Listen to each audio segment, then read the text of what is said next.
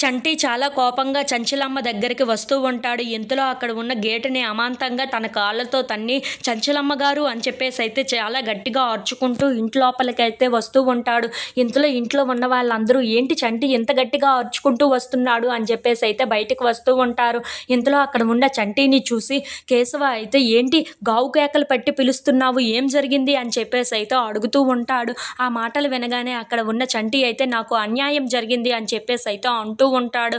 ఆ మాటలు వినగానే అక్కడ ఉన్న చంచలమ్మ ఇంట్లో ఉన్న వాళ్ళందరూ అయితే ఒక్కసారిగా షాక్ అయిపోయి ఏంటి అన్యాయం జరిగిందా, ఎవరి వల్ల అని చెప్పేసి అయితే చంచలమ్మ అడుగుతూ ఉంటుంది.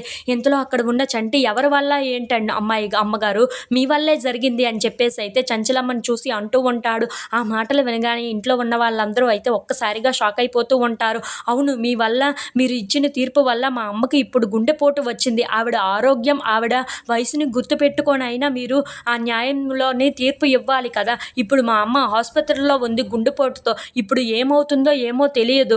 ఇప్పుడు మా అమ్మకు కానీ ఏదైనా జరగాలి, మిమ్మల్ని వదిలిపెట్టను అని చెప్పేసి అయితే చాలా కోపంగా అంటూ ఉంటాడు. ఆ మాటలు వినగానే అక్కడ ఉన్న చంచలమ్మ అయితే ఒక్కసారిగా షాక్ అయిపోయి చంటి వైపు అలా చూస్తూ ఉండిపోతుంది.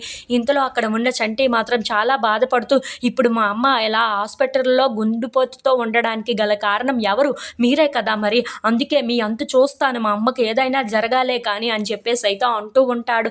ఆ మాటలు వినగానే అక్కడ ఉన్న కేశవ, చంచలమ్మ వాళ్ళు అయితే ఒక్కసారిగా షాక్ అయిపోయి చంటిని అలా చూస్తూ ఉండిపోతారు.